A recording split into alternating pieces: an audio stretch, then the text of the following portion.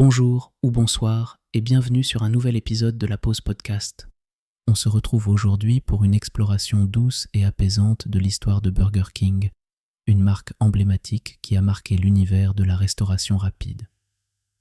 Au début, il nous faut retourner dans les années 1950.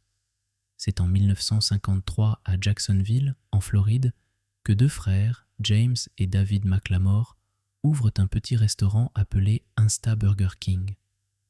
À cette époque, le concept de burger rapide n'en est qu'à ses débuts. Le pays, sorti de la guerre, connaît une période de prospérité, incitant les entrepreneurs à innover dans la gastronomie.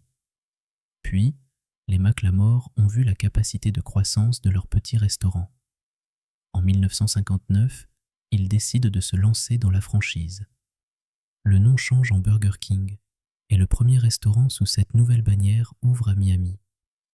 Au fil des années, Burger King connaît une panoplie d'étapes marquantes, notamment l'introduction de l'Whopper en 1957, qui devient rapidement le produit phare de l'enseigne. Les années 70 voient la marque s'étendre à l'international, et divers changements de propriétaires s'ensuivent. Aujourd'hui, Burger King est présent dans le monde entier, avec des milliers de restaurants, et sa stratégie repose sur l'innovation constante de son menu, notamment avec des options végétariennes et saines. Saviez-vous qu'initialement, l'enseigne avait un logo avec un roi joyeux vêtu d'une couronne dorée, qui a évolué au fil des ans vers une image plus minimaliste afin de se moderniser?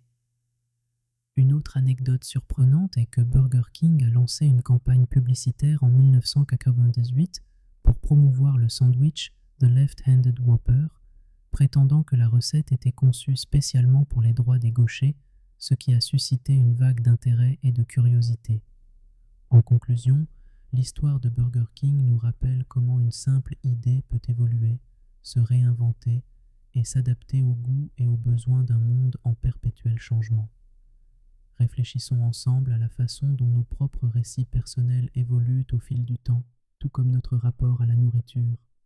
Merci de nous avoir rejoints aujourd'hui. Prenez soin de vous et à bientôt sur la Pause Podcast.